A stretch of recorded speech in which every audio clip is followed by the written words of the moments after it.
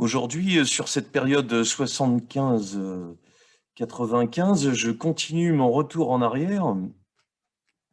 Un retour en arrière, on est hier, revenu sur cette, façon de comprendre l'histoire de l'art et cette figure, de l'artiste. C'est je reviens en arrière parce que, régulièrement, je dis du mal de Picasso et en 73, il meurt à 92 ans. Voilà, c'est pas mal. On en a, des exemples dans tous les sens et ce livre merveilleux de Jean-Louis Ferrier, je vous montrerai la biographie après, préface de Pontus Schulten, dit, je vais m'appuyer dessus un petit peu, c'est le siècle de Picasso. Et si je critique Picasso, j'aimerais apporter des informations précises sur ce sujet. Si je le critique, c'est que si on va vite, il me semble que c'est un artiste avant tout du 19e siècle, en tout cas de la structure moderne. Et il va me permettre d'expliquer encore, de recreuser, puisque j'essaie que ces séances, de cette 3e série soient plus ouvertes, en fait, qu'elles soient je suis moins sûr de ce que je vous raconte, c'est de la recherche, hein, je peux pas tout savoir sur tout, Dieu soit loué. Et comme dirait mon prof: «Avec ce que j'ignore, on fait des bibliothèques». En quoi il est, moderne? C'est la figure du chercheur, c'est la figure de celui qui fait table rase du passé et la remarque de Jean-Louis Ferrier, le siècle de Picasso, j'aimerais la questionner, en fait et j'aimerais donner des arguments, qui permettent de ne pas trancher à partir d'un autre petit livre merveilleux de Didier Semin, 4,50 € chez l'Échoppe, Duchamp contre Picasso. Ça commence pas mal. Une première version de ce catalogue de l'exposition Picasso Mania en octobre 2015 à Paris. Didier Semin est un auteur important. La peinture moderne, écrivait Octavio Paz, a vécu entre deux points extrêmes, Marcel Duchamp et Pablo Picasso. Ils sont peut-être les peintres qui ont exercé la plus grande influence sur notre siècle. Picasso par ses œuvres, Duchamp par une œuvre, qui est la négation de la notion moderne d'œuvre. Et on voit dans ma photo floue que les seuls qui pourraient rivaliser pour représenter le XXe siècle, Duchamp ou Matisse. Comment on peut répondre plein d'œuvres, une profusion, un démiurge, comme le dit Ferrier, contre une seule œuvre. L'évolution de Picasso, il serait plutôt exact de dire ses métamorphoses, n'a pas cessé de nous surprendre depuis plus de 50 ans. L'inactivité de Duchamp n'est pas moins surprenante et à sa manière pas moins féconde. On peut les opposer terme à terme et vous verrez que la conclusion est plutôt amusante. C'est parce que le sous-titre, c'est l'applaudimètre étalon. Il s'agirait de savoir si on applaudit Duchamp ou Picasso, lequel va gagner. On a une petite idée. Il y en a un qui fait beaucoup, l'autre qui fait peu.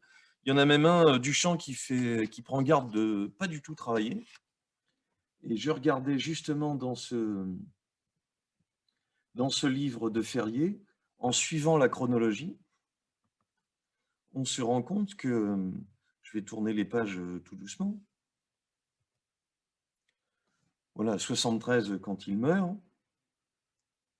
Finalement, on peut reprendre l'explication à partir de son propre travail. Et ça me permettra ensuite de voir comment Fellini va se saisir de cette figure du Picasso et du clown chez Picasso, pour expliquer comment cette notion d'auteur, de grand auteur, le mythe de l'auteur, disparaît avec Picasso et avec Fellini, et en quoi cette figure mythique de l'auteur, du grand écrivain, ce qui fait sourire François Bon quand je lui dis, c'est à quel point cette notion est étrangère aux contemporains. Et si vous aimez ces grands récits, cet applaudimètre ou ces grandes intonations à la Malraux, c'est pas grave, c'est des choses qui arrivent. Fellini en fait partie, ce sont des figures qui reviennent par moments, qui réapparaissent et qu'on revoit finalement dans ce projet de film de 56 et dans sa réalisation par Clouzot, le mystère Picasso. Mystère Picasso, c'est l'artiste dans toute sa splendeur. Et quand on écoute le début, avant que je reprenne la liste entière, on va comprendre ce que Clouzot y voit.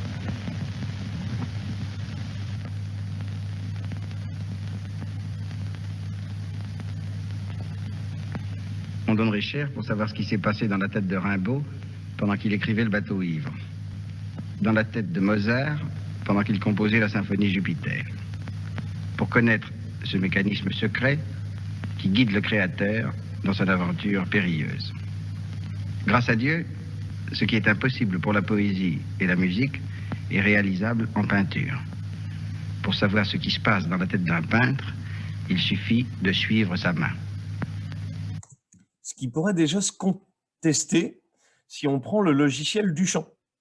Abandonner la peinture olfactive, dit-il, celle qui sent la térébenthine, et abandonner la peinture rétinienne, celle qui se découvre en regardant.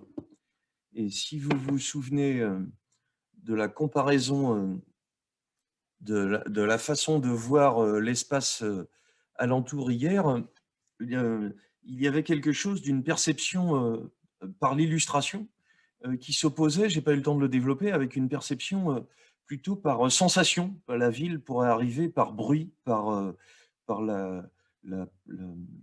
l'accroche de tous les sens, en fait. Ici, on est dans une figure, et la figure de Picasso, elle va être envahissante pour tous les artistes, même si elle va beaucoup servir, et je le nie pas du tout, à Pollock, elle va beaucoup servir Asger-Jorn, mais elle est embarrassante en un sens. Celle de Duchamp est plus chatouilleuse, en fait. Elle est toujours la possibilité de se confronter plutôt à l'œuvre qu'à l'artiste. Et j'aimerais conclure en disant que Asger-Jorn, justement, si je ne le redis pas une seconde fois, meurt la même année que Picasso, avec, beaucoup plus jeune, avec une espèce d'obsession qui, dans la formule, est contre tout ce qu'est Picasso, même s'il l'a admiré et même si sa peinture en est une sorte de suite. Asger-Jorn est obsédé par l'idée de ne pas faire de chef-d'œuvre. La figure du chef-d'œuvre, la figure de l'auteur, la figure de celui qui pense et qui crée, c'est très 19e, si je pouvais dire ça comme ça, très moderne, même si la modernité essaye de changer ce rapport au mythe, mais il se maintient énormément. Il change chez les dadaïstes, qui sont plutôt dans des collectifs, par le manifeste, c'est-à-dire en éditant des textes, il cherche à faire penser autant que faire regarder, provoquer une réaction du public, ce que fait Picasso aussi, et avec humour souvent, ce qui n'est pas si fréquent que ça dans l'art. Mais dans la figure de l'artiste, Picasso et son ego restent jusqu'au bout un objet de fascination pour Clouzot ici, qui se laisse bien embarquer dans ce mécanisme. Vous allez voir, c'est une drôle d'aventure que celle du peintre. Il marche, il glisse en équilibre sur la corde raide. Une courbe l'entraîne à droite, une tache l'entraîne à gauche. S'il rate son rétablissement, tout bascule, tout est perdu. Le peintre avance en tâtonnant comme un aveugle dans l'obscurité de la toile blanche. Et la lumière qui naît peu à peu, c'est le peintre qui la crée, paradoxalement, en accumulant les noirs. Pour la première fois, ce drame quotidien et confidentiel de l'aveugle de génie va se jouer en public, puisque Pablo Picasso a accepté de le vivre aujourd'hui, devant vous, avec vous. Voilà, on ne peut pas faire plus spectaculaire comme annonce. Et la rencontre de deux prestigieux auteurs est une façon de surjouer encore plus. Voilà, le mystère Picasso, c'est Picasso le nom. Je vous signale qu'il sera puni sur cette séance d'égo parce qu'en 1998, on n'est pas loin de ma période, il finira en bagnole. Et ses ayants droit, indique mon ami Sago Duvorou, peuvent se permettre, puisque ce droit d'auteur est très important en France, mais il va assez loin en temps et il est transmissible. C'est là-dessus que Sago Duvorou s'intéresse au sujet. Les ayants droit pourront vendre la signature de Picasso. Et Jean-Louis Sago Duvorou, qui est intellectuel, auteur de théâtre et plutôt communiste, s'intéresse à qu'est-ce que ça signifie encore que vendre des droits d'auteur et non plus des œuvres sur une signature bien après la mort de l'artiste. Cette figure-là, elle est au cœur de la modernité. C'est là où je peux refaire un petit tour en arrière. La jeunesse de Picasso, et c'est là où je vais pouvoir feuilleter ce Jean-Louis Ferrier, c'est continuellement une histoire. C'est ça que je voudrais reprendre là. C'est pas un retour en arrière, c'est une façon de regarder ce qu'on appellerait aujourd'hui du storytelling, c'est-à-dire comment s'invente une histoire au travers de cette figure et comment elle nourrit, l'espèce d'épopée qu'on veut inventer de la modernité. Moi, je la critique pas, je suis pas toujours fan et je trouve qu'elle est, finalement peu regardée comme une sorte d'épopée, égocentrique, incroyable, même si, dans certains passages de Solers, qui est fasciné complètement par Picasso, par son côté, mangeur de femmes, intéressé par la sexualité, prodigue et prodige en même temps, c'est-à-dire qui s'arrête jamais. Ce Picasso, machiste, pas avec beaucoup d'humour sur son propre rôle et puis se mettant continuellement en scène, tout aussi fort que Dali en un sens, et jamais regardé tellement de cette façon-là. Il est regardé, comme un génie au premier degré et vous voyez, on peut parler de dictionnaire Picasso chez, Pierre Dex ou un abécédaire Picasso, mais il serait intéressant, il me semble, de le regarder sur cette façon de faire. Le Picasso qui arrive sur la Bohème, on est autour des années, la fin du 19e siècle, et puis cet autoportrait qui va accompagner, l'autoportrait va être une figure régulière qui, là non plus, peut pas être du tout chez Duchamp. Si je reprends l'historique, 1907, c'est juste après. Voilà, on a le Picasso qui vient à Paris, après avoir appris la peinture à Barcelone d'un peintre, d'un père artiste qui le dépasse. Donc, si vous prenez ça pour un storytelling, on a tous les éléments géniaux, quoi. Le type qui est plus fort que son père à 11 ans, qui vient à Paris, qui dépasse la tristesse d'avoir perdu son meilleur ami Casagemas, qui fait une peinture de son ami sur son lit de mort, qui, c'est quand même pas rien comme mise en scène de son propre travail, qui vient dépasser après une période rose et bleue. Donc on a des périodes qui vont aider les, les historiens à placer des sortes de cycles qui sont des repères de l'histoire de l'art classique, ou en tout cas moderne, c'est-à-dire des ismes, parce que si finalement Picasso est peu théoricien, il ne s'intéresse pas trop à ça, on va il écrit une pièce de théâtre pas fabuleusement intéressante, attention, je dis du mal, il écrit un film dont on a peu de traces, il tente des choses, mais c'est pas un homme du savoir. La petite citation que je montrais là, ah ben c'est dans l'autre sens.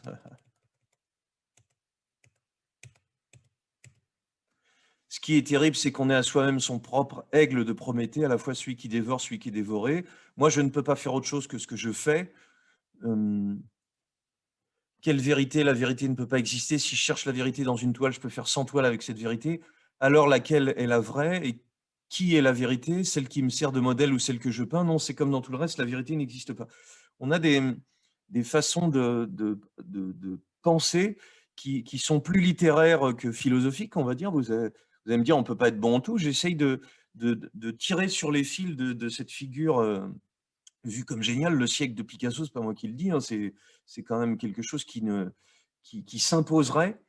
Ce que Picasso apporte, c'est une profusion de recherches, une invention continuelle avec tous les matériaux, et c'est un jeu continu. Par contre, il faut aussi se rappeler que quand Monet meurt, Picasso a 48 ans, que en 64, quand Rauschenberg devient à la Biennale de Venise l'artiste américain essentiel, il continue avec une chèvre autour d'un pneu, avec un pneu autour d'une chèvre. Il va beaucoup plus loin que le travail de Picasso avec cette chèvre en bronze. Picasso reste attaché à des matériaux traditionnels, bronze, euh, argile, poterie quand il travaille en céramique. Et puis sur la notion d'auteur, que ce soit les manifestes futuristes dans les années du cubisme, ou que ce soit les textes théoriques. Voilà, l'Armorichaud, c'est aussi Duchamp qui fait le spectacle, entre guillemets, même si Picasso y est exposé en 1913. Et Les propos de Picasso sur ce qu'on appelle l'art nègre à ce moment-là, c'est Malraux qui les rapporte. Les masques, ils n'étaient pas des sculptures comme les autres, ils étaient des choses magiques, et pourquoi pas les Égyptiens, les Chaldéens, nous ne nous en étions pas aperçus, des primitifs, pas des magiques. Les nègres, ils étaient des intercesseurs, je sais le mot en français depuis ce temps-là, contre tout, contre les esprits inconnus, menaçants, je regardais tous les fétiches, j'ai compris, moi aussi, je suis contre tout, moi aussi, je pense que tout, c'est inconnu, c'est ennemi. On reconnaît bien le style de Malraux, d'ailleurs, les propos sont rapportés par Malraux. Et finalement, Picasso n'est pas le penseur comme Yorn, comme Rauschenberg, qui écrivent aussi des choses. Picasso, c'est la figure du primitif, en fait, la figure de celui qui n'a peur de rien, qui se lance directement dans le combat et qui ose défigurer, qui ne lâchera jamais cette figuration, qui n'ira pas dans la tentation de l'abstraction. Et c'est peut-être par là qu'il serait intéressant de le regarder. Je ne l'ai pas encore vu analyser ça. Voilà, Picasso est dans les années 1907, donc l'auteur des Demoiselles d'Avignon. Merci, j'arrive. Picasso, c'est le portrait de Gertrude Stein, dont on ne sait pas assez, j'ai l'impression, par franchouillardise, à quel point Gertrude Stein est une femme incroyable d'intelligence.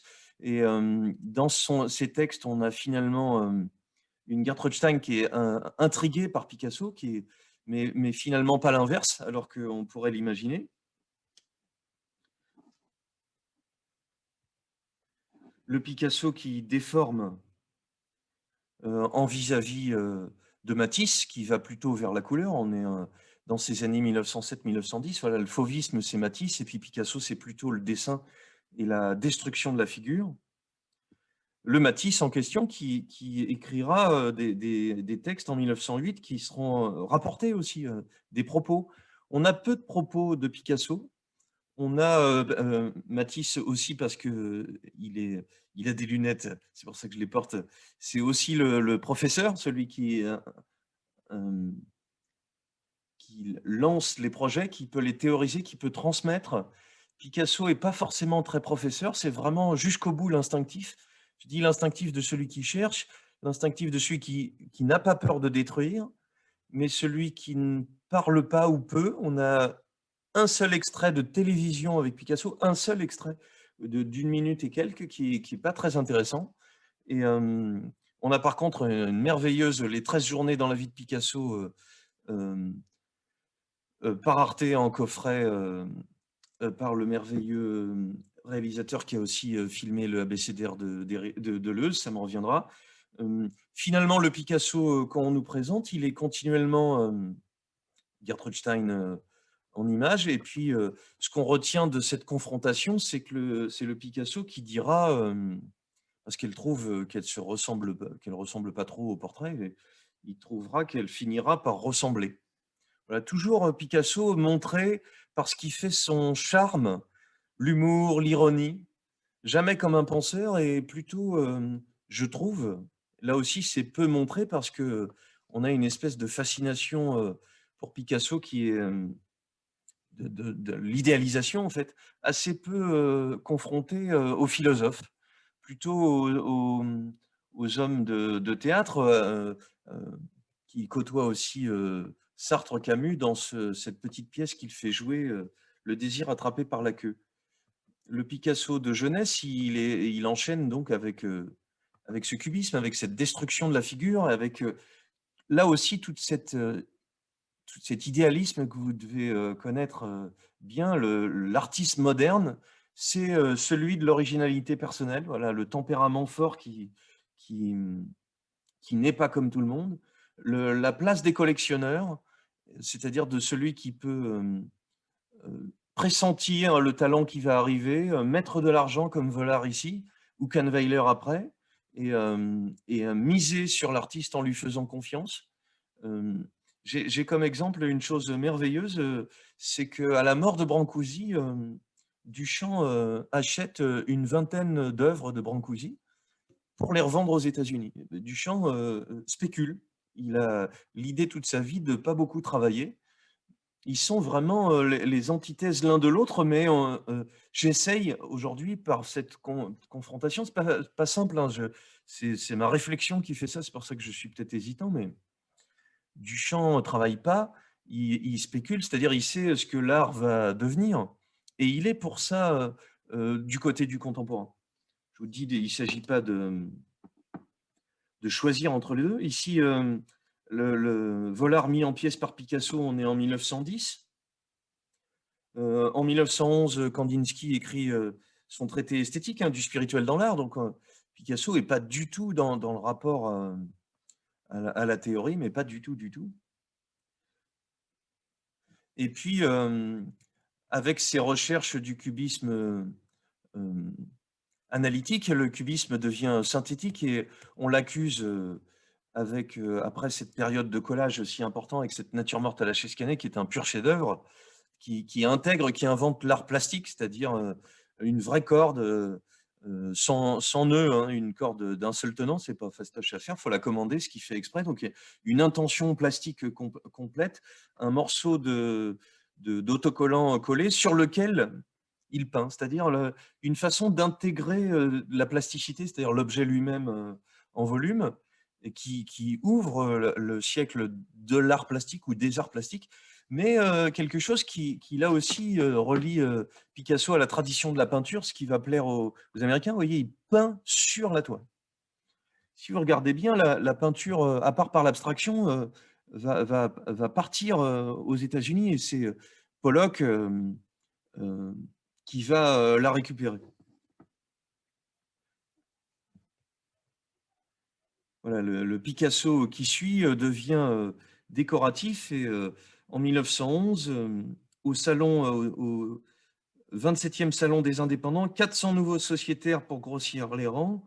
Le cubisme, dont c'est la première manifestation collective à ses premières salles, ce n'est pas sans un énorme scandale évoquant celui provoqué naguère par les fauves que le public découvre les œuvres de Glaise, Lotte, Metzinger, Delaunay, Le Fauconnier, Archipenko. Par contre, l'article précise que le cubisme est en train déjà de devenir un académisme. Il y a une fameuse formule là aussi de Picasso en disant c'était plutôt amusant, ça risque de devenir carrément ennuyeux. Voilà, le Picasso des collages, du journal sur une table, voilà, des fruits et vers qui mélangent écriture, texte, collage de faux bois. Là, c'est vraiment le Picasso le plus créatif, le plus innovant. Mais comme je vous le disais, l'Armorichaud, l'exposition américaine de 1913, qui va montrer cette peinture moderne, c'est déjà, entre guillemets, la fin du Picasso novateur. Et Picasso va travailler avec... il assiste au scandale en 1913 de Stravinsky. Et il y a un très beau dessin de Cocteau où on voit Picasso en train de réconforter Stravinsky. Picasso va ensuite travailler dans les années 20 pour le théâtre. Et certains passages, là aussi, quand on veut un Picasso héroïque, c'est Pierre Daix, qui l'a connu et qui l'admire beaucoup, a du mal à aller loin dans ce sujet-là. Mais c'est le Picasso bourgeois qui se marie à Olga et qui devient... alors, l'article dit le cubisme vaincu par la guerre. Léger est parti le 2 août comme soldat du génie, Lafresnais engagé dans l'infanterie, avec eux Villon, Glaise, Duchamp-Villon, Zaki, d'autres encore ont rejoint l'armée. Les armées, les défenseurs de toujours, Salmon, Varnaud, Rénal, Apollinaire, Sandrard, seul l'antimilitariste Picasso, dont le pays n'est d'ailleurs pas en guerre, est resté à Paris. Très désorienté, il songerait à se tourner vers de nouvelles recherches, si bien que ses ennemis l'accusent de vouloir lâcher le cubiste avant que celui-ci ne l'abandonne. Là, il y a des enjeux de qui est l'artiste moderne, qui est le novateur, qui va continuer à être le novateur. Ben, pas Picasso, en fait. On dit de lui qui s'embourgeoise, on s'amuse à lier à des périodes de mariage ou de séparation. Picasso, c'est le retour à l'ordre, c'est-à-dire le Picasso du dessin maigre, on pourrait dire ça, voilà, le contact avec Cocteau, les ballets russes, épouser une danseuse, ça a l'air rigolo, mais c'est un retour au sérieux. Voilà, le Picasso qui revient va plutôt choisir, c'est ça la période ingresque en fait, du trait, peu de couleurs. Et je ne fais pas que dire du mal de Picasso, je peux le le préciser aussi, c'est que Picasso est un merveilleux dessinateur, coloriste moins, hein, laissons ça à Matisse. Voilà, les œuvres sont pas toujours finies, c'est une pure vacherie que de dire ça, hein. C'est peut-être parce qu'elles sont plus fortes et ça c'est le cas, par, cette simplification du trait, à la Ingres en un sens, mais, dans une déformation. Vous voyez les traits des genoux, la façon dont, le pubis se déforme pour rejoindre, le la jambe, une espèce de trait continu. Le déhanché ici, les rentrées sont sans ombre, avec presque rien, comme délimitation. C'est l'ancien dessin qui fait ça, donc la façon de styliser devient quelque chose d'assez, primitif. Il rejoint la simplicité, abstraite qu'il aime, dans les masques africains, sans non plus, s'intéresser, de ce que j'en ai creusé, hein. Je n'affirme pas, sans avoir creusé, je ne connais pas tout Picasso, mais sans faire de distinction, autre que formelle dans les masques africains. Ça viendra après, et c'est pas Picasso qui ira, faire cette distinction. Les figures qui sortent à partir des années 20 me semblent, ça va vous étonner, mais les plus intéressantes dans toute la carrière de Picasso, c'est-à-dire, ces femmes à la plage qui deviennent des espèces de mantes religieuses, qui sont des sortes de figures, simples, presque comme des formes plastiques. Voilà, Olga, le sommet de la période maigre, on pourrait dire. Mandelstam, les portraits d'un homme barbu, de Stravinsky, qui sont là aussi, il me semble, fascinants et pas expliqués comme ça, par leur monstruosité, en fait. Le Stravinsky, dont les jambes sont trop proches, dont les mains sont déformées, dont le visage est très, très, marqué. C'est cette grandiloquence-là qui va, faire aller Picasso vers des recherches, de femmes monstres, de femmes, mantes religieuses dans ces années 20. Mais finalement, Picasso n'abandonne jamais la représentation, humaine, alors que dans ces années 20, évidemment l'abstraction arrive. Les voilà. Il va rester, sur des figures. En 1921, il revient à quelque chose de très, très simple.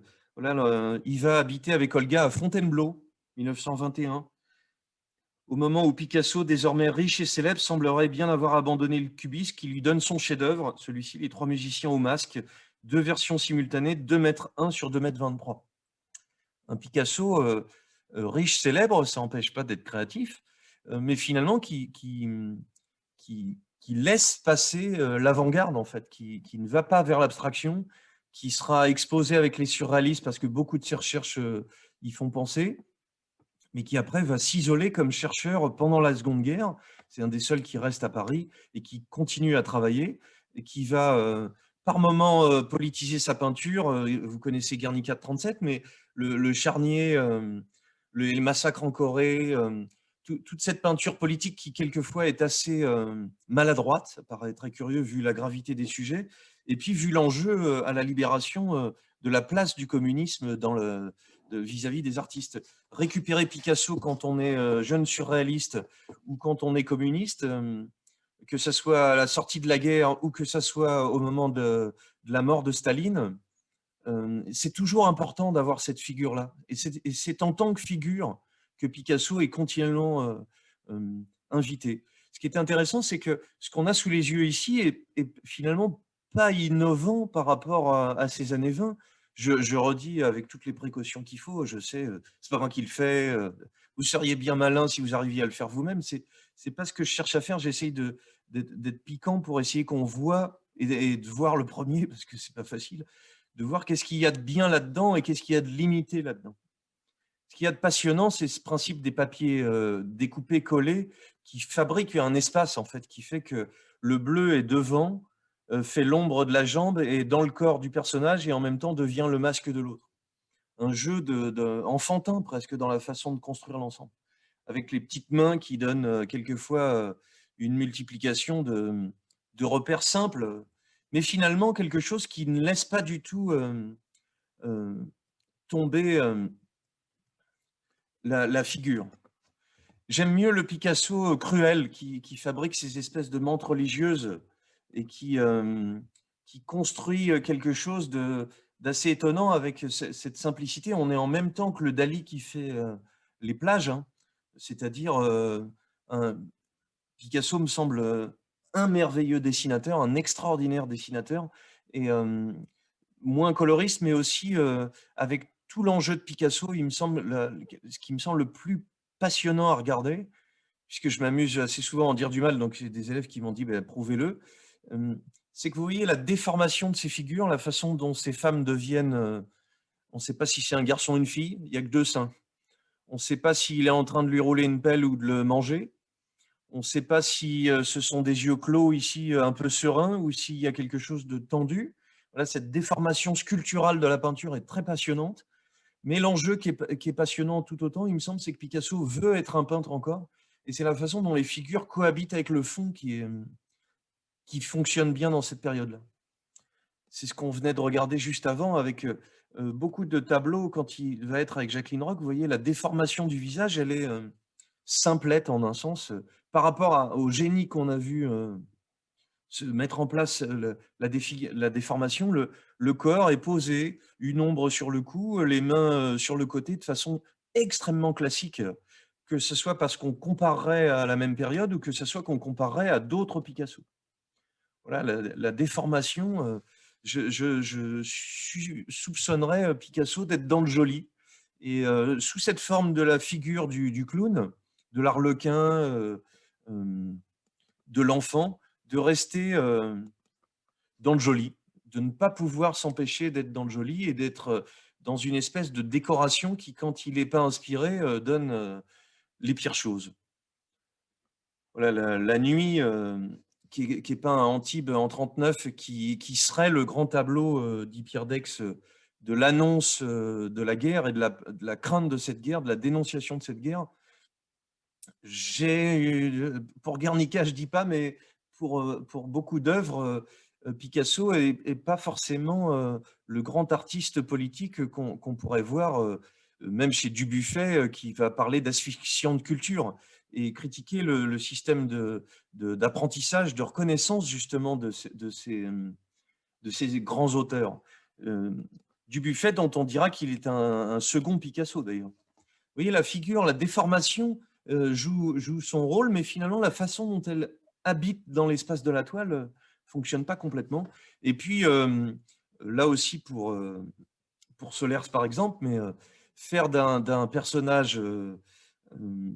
enfin, c'est facile à résumer, vous allez me dire, c'est l'époque féministe qui me fait dire ça. J'aurais pas dit ça il y a 15 ans, est-ce que je le dirais plus tard, mais...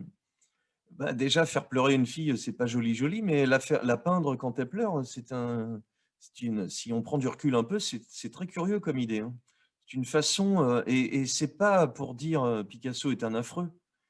C'est tout aussi bête de dire que Picasso a tort de faire pleurer les femmes. Il a une technique de drague, une façon de les épouser qui est tout à fait datée et qui montre aussi une espèce de mâle alpha, on pourrait dire ça aujourd'hui. Ça, c'est d'aujourd'hui comme expression.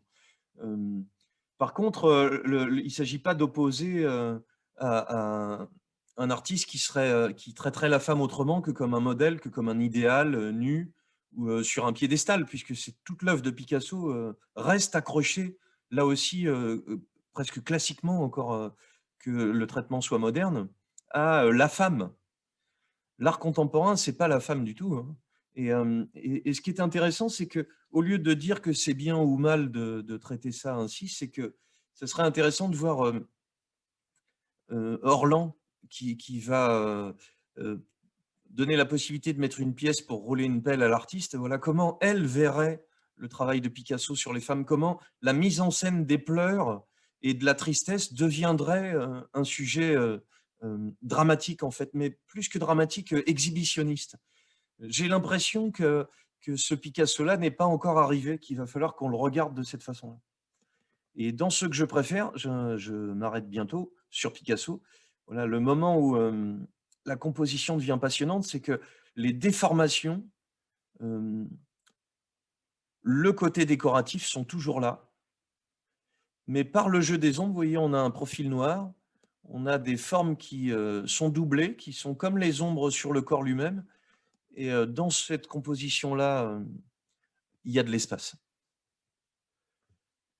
Dans ces femmes à la plage, la petite fille blonde, ça y est, son prénom échappe, qui le représente en train de jouer au ballon, l'espace n'y est pas. La déformation qui va plaire à Henry Moore n'y est pas.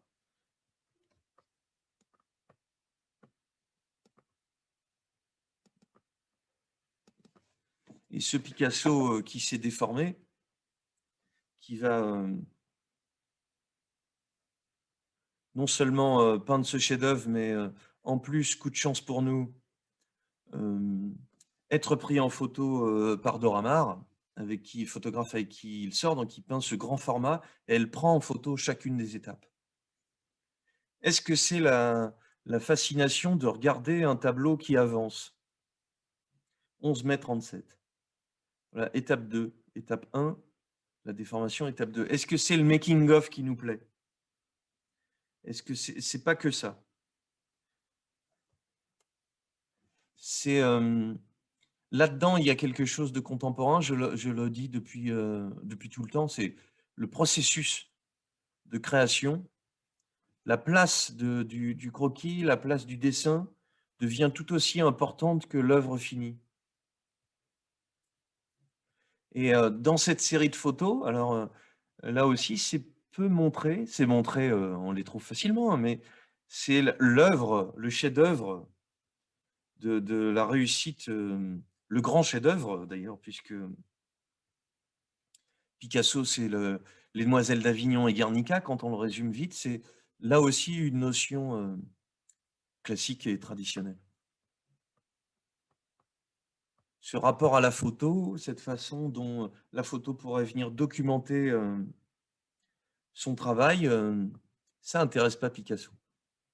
Et je vois en 1932 un texte de Jung, le disciple rebelle de Freud. C'est là aussi, depuis près de 20 ans, dit Jung, je m'occupe de l'expression en images des processus mentaux.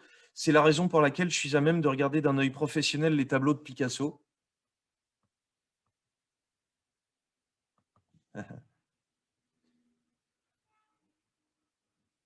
Sur la base de mon expérience, dit Jung, je puis affirmer au lecteur que dans la mesure où elle s'exprime dans son art, la problématique de Picasso est en tout point analogue à celle de mes malades. C'est pas de traiter Picasso de malade qui est intéressant, c'est de voir que dans son travail, on y retrouve des mythes, que ces mythes ne participent pas du tout à la grande épopée moderne. Finalement, après ces années 20, après ce départ, après cet hommage des surréalistes, même en 32 quand le Minotaure se crée, après Guernica, après l'inauguration du MoMA en 39, la photo du MoMA, elle est devant les Demoiselles d'Avignon. Après cette tête de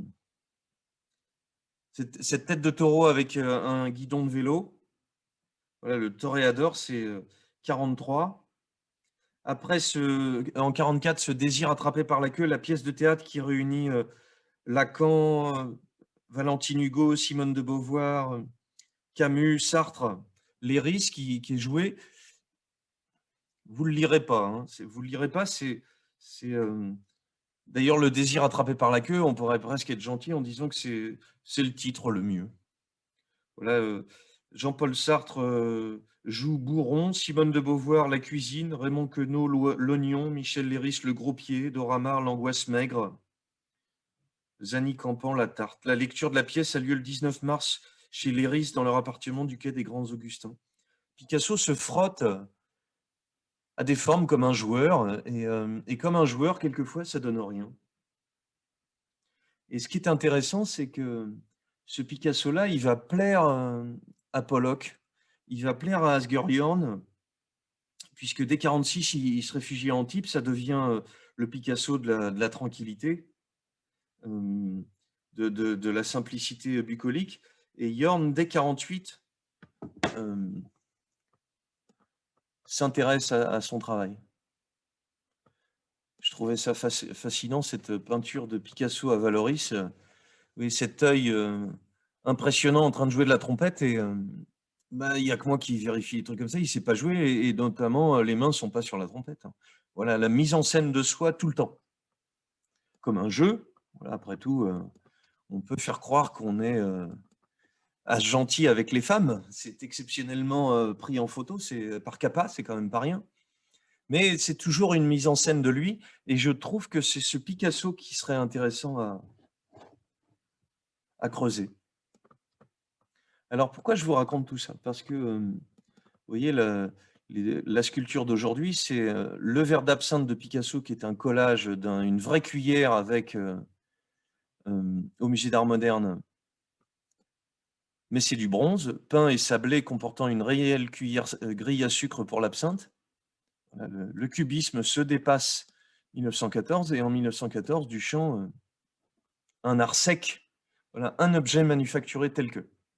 Il y a un monde entre les deux. Il y a un monde incroyable, et il faudra longtemps.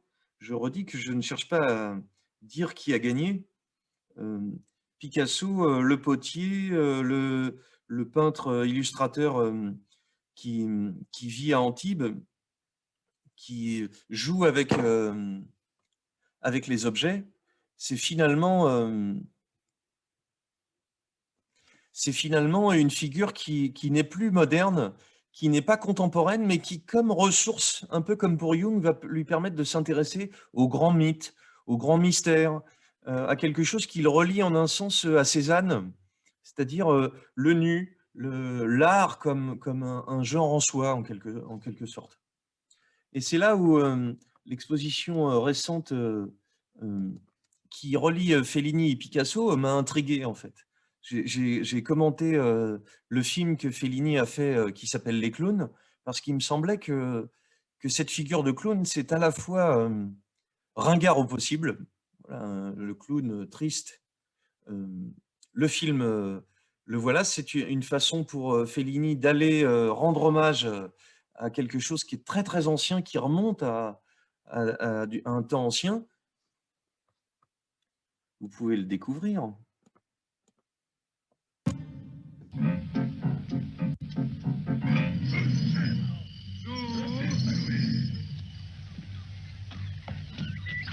C'est le Fellini enfant qui met en scène un personnage. C'est une sorte de mélange de documentaire, puisqu'il va filmer des vrais clowns à la retraite, disparus, quelquefois pauvres et seuls, pour enregistrer leur image pour toujours, et en même temps faire une espèce de mise en scène grotesque, idéaliste, avec un petit gamin qui voit le chapiteau se lever, comme tous les gamins que nous sommes et qui sont fascinés par les clowns, par le spectacle, par les saltimbanques. Grotesque dans le sens où la mise en scène elle-même, comme pour Picasso, et là Fellini le rejoint, joue au premier degré de quelque chose de naïf, s'amuse de cette naïveté. Et ce qui m'intéresse de montrer là, c'est de voir comment ce que Fellini aime chez Picasso, c'est ce que j'ai dit qui appartenait à l'époque moderne, le créateur, l'original, la profusion, le pouvoir du démiurge. Là aussi, Fellini pourrait faire partie d'une période presque classique, presque pas du tout contemporaine, mais dans la façon de le montrer, dans la figure mythique qu'il fabrique, il va y avoir un retournement.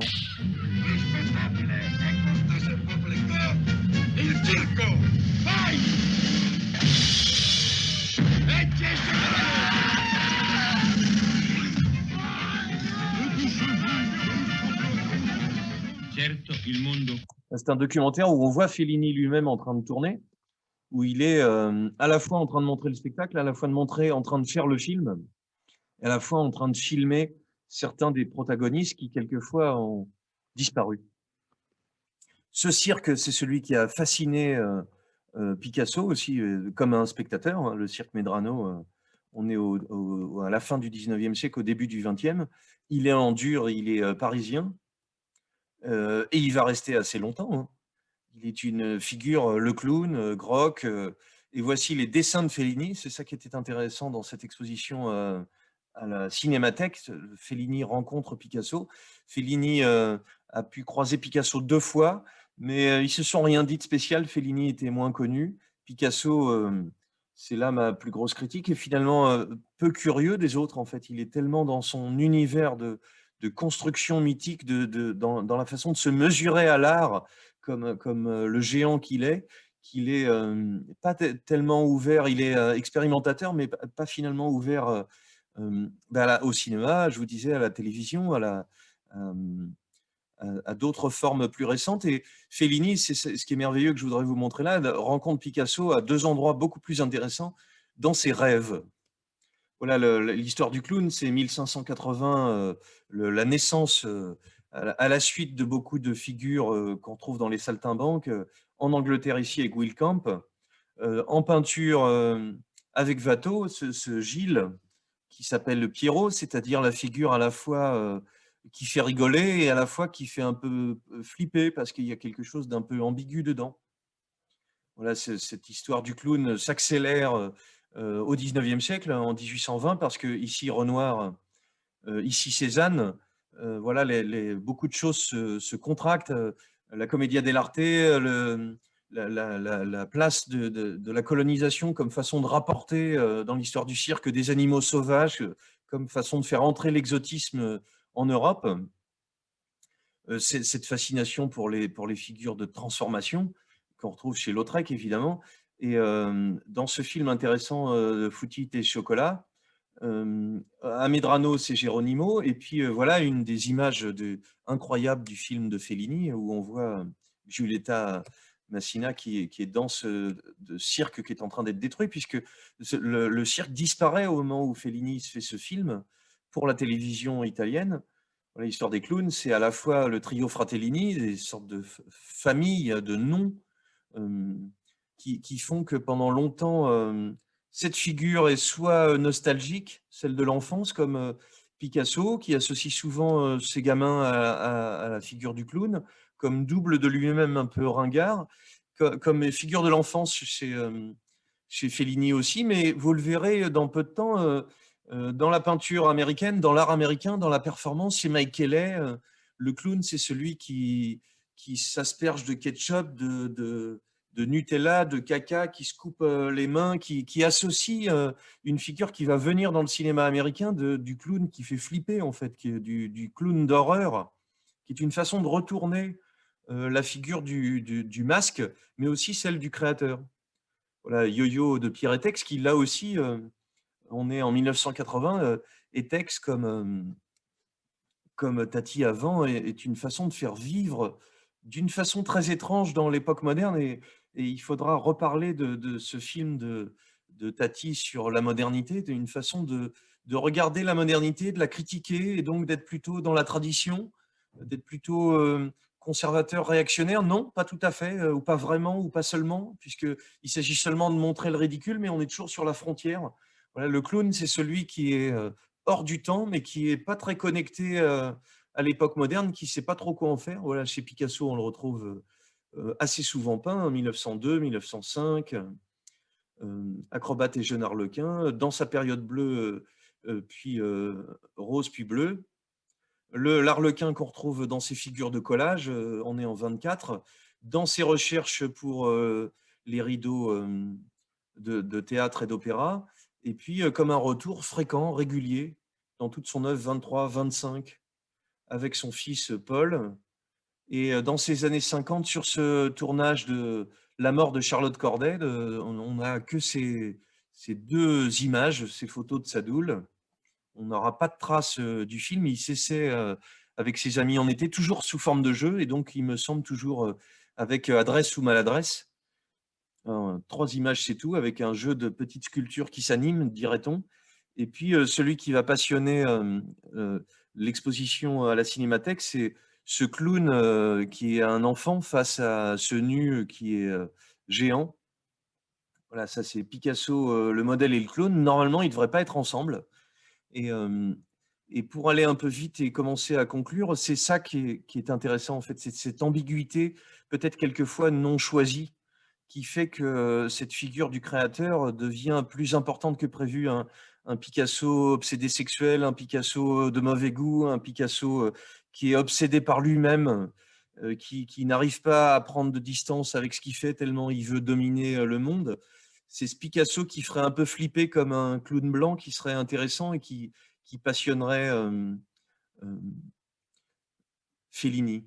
Voilà, de ce Picasso en train de jouer, déguisé en clown, Fellini va se passionner. Voilà, les Picasso de la fin, ils sont, on peut le voir comme des dessins enfantins, on peut le voir comme quelque chose de très mignon, mais il me semble qu'il y a quelque chose d'intéressant quand on regarde cette figure du clown démoniaque qui pourrait nous amener sur un autre Picasso que celui de l'ancienne époque moderne. Voilà, ils font un peu flipper ces Picasso, il en produit énormément. C'est une invraisemblable profusion. Voilà, les figures du clown, on les retrouve régulièrement. Et voilà Fellini avec dans son bureau un Picasso en photo, en train de dessiner beaucoup. Et le Fellini dessinateur est tout à fait passionnant. C'est là aussi où il est autrement que ce à quoi on s'attend. Il est lui aussi obsédé par les femmes, mais il le met vraiment en scène plus directement, plus ouvertement. Le Fellini qui rêve des situations nouvelles.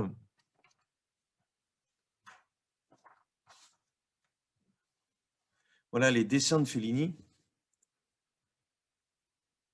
qui sont tout aussi proches de l'illustration et tout aussi fascinés par Fellini. Voici les deux explications. Fellini rêve de Picasso. J'ai rêvé de Picasso à 2 reprises dans des moments de profonde dépression. Picasso est comme une force irradiante, comme un stimulus, une attirance, une sollicitation, un compagnon de voyage. Voilà, dans le rêve, la couleur est idée, concept, sentiment, comme dans la vraie grande peinture. Fellini est à la fois un classique et dans sa façon de travailler elle-même, mais ce que j'essaie de montrer aujourd'hui, c'est que dans cette relecture du moderne, dans cette relecture du passé, il y pioche. Voilà un des 2 dessins de Fellini, puisqu'il dessine ses rêves. Je l'ai capturé dans un petit télématin. Et Picasso est sur la droite et il est en train d'être à table. Voilà le rêve du 22 janvier 62. Fellini note: tout est simple, familier, antique, quelle paix, quel réconfort. Et le rapport à l'Antiquité et à la tradition, c'est aussi au cœur de Fellini. On pourrait, de la même façon que Picasso, c'est là où je voulais en venir aujourd'hui, il y a un Fellini qui est fasciné, et en Italie, ça s'explique encore plus qu'en France, par l'Antiquité, par Rome, par le drapé, par les colonnes, par la femme nue, par la force des animaux. Et en même temps, par ce regard sur la disparition de Rome, par cette obsession de la disparition, quelque chose de contemporain dans le drame. Voilà, l'autre rêve, c'est celui de janvier 67, toute la nuit avec Picasso, qui me parlait, nous étions très amis. Il me témoignait beaucoup d'affection comme un frère aîné, un père artistique, un collègue qui m'estime à son égal, quelqu'un de la même famille, de la même caste. Quant au dessin du rêve de juillet 80, il est accompagné de ces mots: je rêve de Picasso, un peu plus mal fichu, usé, mais toujours plein de vitalité, qui n'arrête pas de me parler. Ne sois pas distrait, me dit-il, comme s'il lisait dans ma pensée, lorsque je m'efforce de scruter sur son visage et dans son regard les signes de sa décadence. Parlons. Voilà le deuxième Picasso chez Fellini, l'autre dessin, et les comparaisons que se sont amusés à faire l'exposition, Picasso et le masque, les dessins de masque de Fellini, les scènes bucoliques et de trapèzes de Picasso en gravure, les trapèzes des films de Fellini, le maquillage, ces 2 photos sont merveilleuses, c'est les faux culs de Fellini et le Picasso où le peintre bouffon est en train de peindre sur le modèle directement. Le Picasso dingue, hirsute, dionysiaque, on dirait, si on veut faire des phrases. Voilà, le Picasso du Minotaure, de la femme dévorée, enlevée, du rapport à l'animal. Voilà, un vaste visage qui a quand même une petite tête de quéquette, on va pas se mentir, et puis ces dessins d'obsession de beat de Fellini. Voilà, ce Picasso, ce Fellini costumé face à ce Picasso costumé. L'exposition forçait un peu le rapprochement entre les deux, puisqu'il s'agit plutôt d'un aller d'un Fellini qui va vers Picasso, mais qu'est-ce qu'il y trouve? Il y trouve cette figure de l'artiste, démiurge. Voilà, Picasso, et c'est ce qui m'intéressait de montrer là, c'est un Auguste triomphal, un crâneur, sans complexe, sachant tout faire, mais c'est lui qui, à la fin, a le dessus sur le clown blanc, c'est-à-dire pas une idéalisation du grand artiste Picasso. Un petit gars qui vole les choses, qui est pas franc, qui veut l'argent, qui veut tout réussir sans complexe, qui peut tout faire, mais qui est, bien que crâneur, c'est lui qui gagne. Voilà, le Fellini Picasso qui nous intéresse, c'est celui-là. Loin donc de...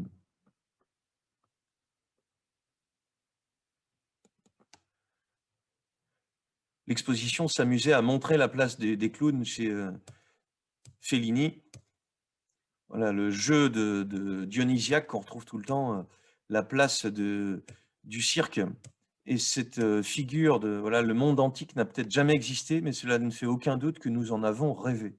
Le rêve comme façon de relier à ce qui était auparavant notre passé.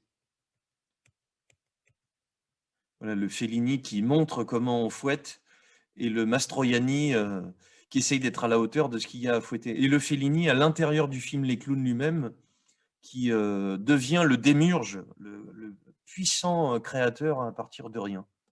Une conclusion, mais oui, le Picasso filmé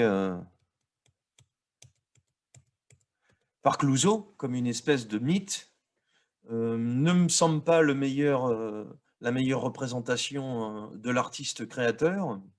Et si on se penche sur la modernité, sur une modernité qui est parallèle à celle de Picasso, ils sont en même temps, même s'il est un peu plus vieux, c'est le plus passionnant, Edouard Munch, et qui, dans la figure du peintre, me semble tout à fait passionnant, tourné en 1974. C'est un film de Peter Watkins et qui est un coup de génie que n'a pas Clouzot, tellement il est fasciné par cette figure mythique. C'est là où je voulais en venir. On a le peintre Picasso idolâtré par Clouzot. Vous allez entrer dans la tête du génie, vous allez comprendre tout ce qui se fait. Et l'art contemporain n'est pas ce récit. Il a abandonné ses grands auteurs, ses grands mythes. Peut-être que seul Garouste encore essaye de maintenir par la peinture quelque chose de cet ordre-là. Je redis, Asger Jorn meurt en même temps que Picasso et dit surtout ne pas faire de chef-d'œuvre. Qu'est-ce que Peter Watkins a l'intelligence de faire sur Edouard Munch? La fascination, elle est fréquente, c'est de peindre le peintre, hein, de filmer le peintre en train de peindre. C'est leur moment de la fabrication, ce qu'on ne voit jamais, puisqu'on voit le résultat final. Ce qu'on ne voit jamais, ce que dit l'introduction de Clouzot. Par contre, ce que fait Watkins, qui est merveilleux, et que je vais vous montrer juste dans cet extrait qui dure 1 minute, il fait 2 choses extraordinaires. Vraiment extraordinaires, il me semble. Un travail sur le son. Quand le peintre peint, le son est poussé à son maximum comme une espèce de... Ça fait pas ça en vrai quand on peint. Par contre, ça fait ça à l'intérieur de ta tête quand tu cherches. Sans surjouer le Picasso qui cherche, qui serait, comme dans le Surviving Picasso joué par Hopkins, qui serait tourmenté. La tourmente de l'artiste peintre, c'est pas celle de l'époque contemporaine. Le travail sur le son, c'est ce que Watkins va faire de passionnant, qu'on va découvrir avec cet extrait que je vous invite à regarder. Ce film est merveilleux, mais ce qu'a fait Peter Watkins est passionnant. Alors, j'ai oublié de dire, il dure 3 heures ou 4 heures, ce film, quand même. La deuxième chose merveilleuse, on le trouve en DVD, mais vous pouvez le trouver en vidéo à la demande. La deuxième chose géniale, c'est d'en faire comme un documentaire. C'est-à-dire que on voit Munch en train de travailler, en train d'être avec ses sœurs, en train d'être avec ses parents, d'affronter la mort de ses proches, la maladie. Et puis, c'est entrecoupé de passages où, face caméra, les personnages qui jouent, sa mère, lui, sa copine, parlent comme s'ils étaient interviewés par la télé en disant « Oui, Munch, il fait ça, il fait ça, il fait ça ». Une espèce de télescopage incroyable entre la le reportage, la forme du documentaire, mais faux, puisque ce ne sont pas des gens de cette époque-là, qui nous permettent d'entrer dans les mécaniques de construction du personnage. Passionnant. On trouve ça facilement.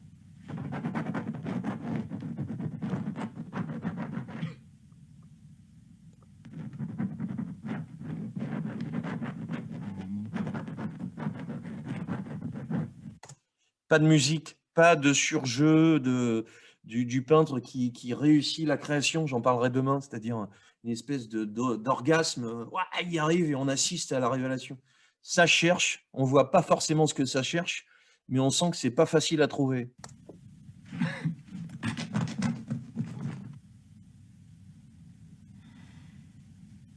Jeg holdt så endelig opp, utslitt. Jeg hadde oppnådd meget av det første inntrykk.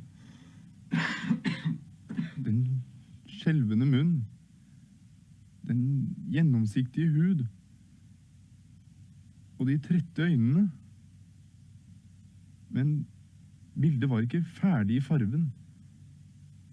Den var blek og grå. Bildet var så tungt som bly. At almost the last stage, Munch attacks the canvas again, scoring deep into the oil. And Une voix off qui décrit ce qu'on est en train de voir comme un documentaire. Une autre forme. in one gesture of broad, sweeping strokes, eliminates the carefully executed window, curtains, and flower pot on the right-hand side of the canvas. The final distracting details have gone.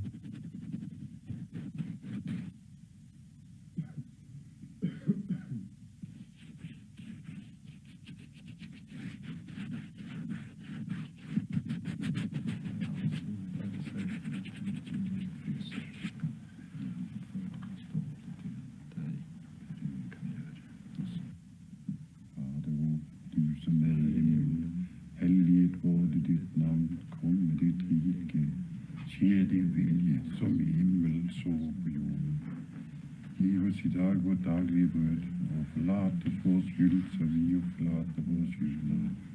Og led oss ikke ut i fristelse, men fri oss fra det vonde. Til riket er ditt, makten og æren i all evig. Amen. Edvard Munch is aware that he has made a major breakthrough in terms of his own art, but he is not yet aware of the dimensions of this breakthrough. À demain.